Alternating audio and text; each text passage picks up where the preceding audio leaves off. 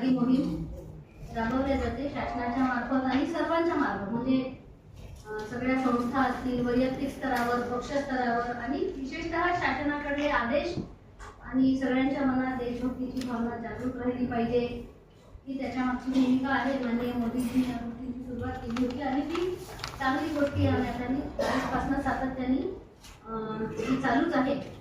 त्यामुळे आता सुद्धा 15 ऑगस्टच्या दिवशी परत घर तिरंगा, म्हणजे प्रत्येकाने आपल्या घरी तिरंग्याचं म्हणजे ध्वजारोहण करावं या अर्थाचा पुन्हा आणखी तोच तीच एक विनंती किंवा निर्देश शासनाचे अशा प्रकारचे आहेत. महानगरपालिका सुद्धा त्यामध्ये तेवढ्या ताकदीने सहभागी व्हायचं असं ठरवलेलं आहे आणि त्या माध्यमातून आपल्याकडे जे ती प्रेस नोट दिली आहे त्याच्यामध्ये चुकून 75,000 असं झालेलं आहे झेंड्यांचं प्रमाण, पण 1,75,000 झेंडे यावर्षी लागतील अशा प्रकारची एकूण योजना करण्यात आलेली आहे आणि त्याच्यासाठीचा एक साप्ताहिक सुद्धा तशा प्रकारचा एक कार्यक्रम महानगरपालिकेच्या माध्यमातून नियोजित करण्यात आलेला आहे.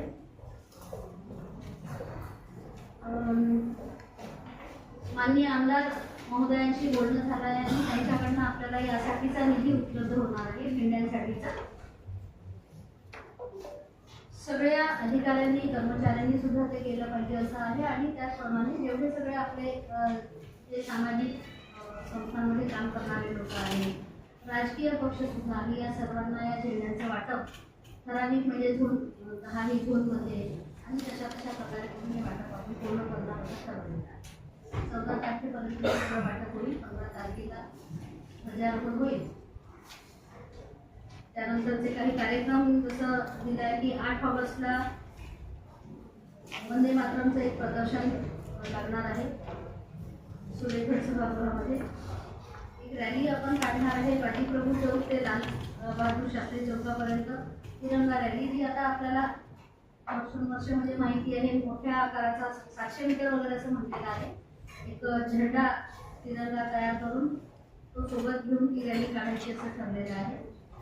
तिरंग्याची रांगोळी सुरेखगड सभागृहामध्येच त्या दिवशी होणार आहे. 14 ऑगस्टचा एक विषय आहे तो आपल्या बजेरियामध्ये जे वंदे मातरम उद्यान तयार झालेलं आहे त्या ठिकाणी शहीद उद्यान म्हणूनही शहीद स्मारक त्या ठिकाणी आहे.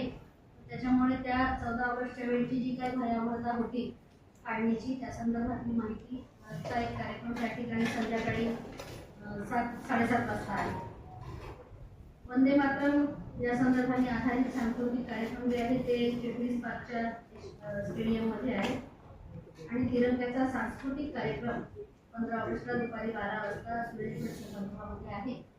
आपल्या सर्वांनाही विनंती आहे की आपण या सगळ्या कार्यक्रमांची माहिती म्हणजे आपल्या माध्यमातून प्रसारित करावी आणि ज्या ठिकाणी आपल्याला शक्य होईल त्या ठिकाणी कार्यक्रमामध्ये सहभाग करावा. गेली घरोघरी तर आपण सगळे करणार आहेत, आपण सगळ्यांना म्हणणार आहे तर आपल्या घरी आपण निश्चितपणे ध्वजारोहण करणार आहे ही माहिती आपल्याला द्यावी.